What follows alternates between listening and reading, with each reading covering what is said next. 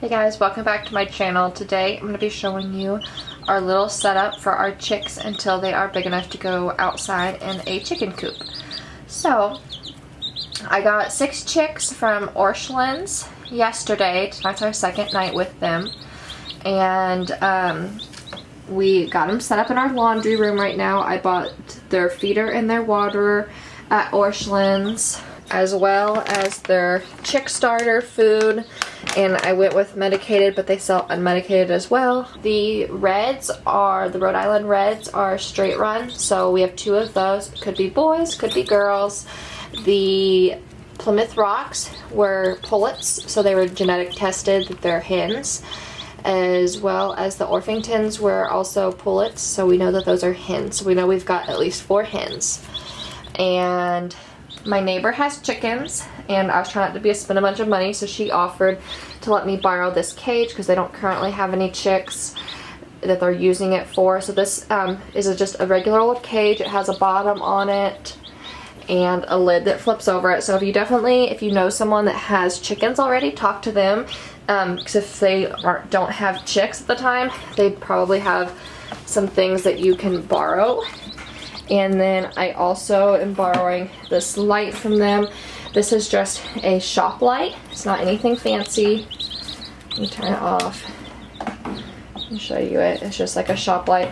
So I've got it hanging on this cage, and then I also have it zip tied to the cage so that I know it won't fall in there. The hay in the corner is underneath where the light's at, and I just went outside and cut some hay and brought it in. And the bottom, I have a puppy pad down there. I already had puppy pads, so that was an easy choice for me. But if you don't have puppy pads, you can either put like paper towels or paper grocery bags down there, just something like that underneath them. And then I just got done cleaning their cage for the evening. They're messy, so they're already making a mess, but I'm going to clean their cage every night. I came in here about every 20 or 30 minutes last night after I got them all set up to check on them, and that's when I realized that they could fit through this cage, so they were loose in the laundry room. And so that's whenever I realized I needed something without holes on the sides, so I got this Rubbermaid bin that I already had and moved them into that. In a week or so, they'll be big enough that I'll be able to put them back in the cage and they won't be able to escape. And then the light, you want it in the corner of their little cage, not in the middle. And if they're all huddled under the light really closely, then you know that that's a sign that they're too cold or the room's not hot enough. And if they're all trying really hard to get away from the light and they're over in the far wall, not together, then that's a sign that it's too hot and you need to raise the light up. And if it's too cold, then you just need to lower it closer to them. If they're eating and moving around and they're like kind of hanging out under the light, but they're not super huddled, kind of like what they're doing right now. We've got another one over here eating. That's a good sign that it's the right temperature.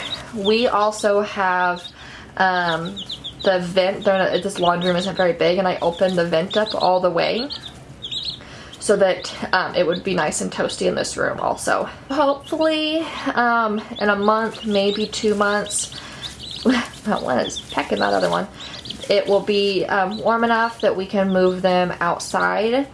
And I'm not sure yet if we're going to build a coop or if we're just going to buy a pre-made coop.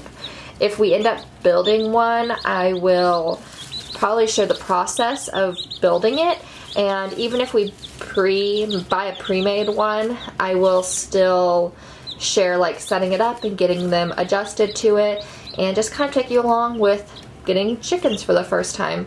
So make sure you hit the subscribe button if that's something that you want to see more of, and I will catch you guys in the next one. I hope you have a blessed day. Bye guys.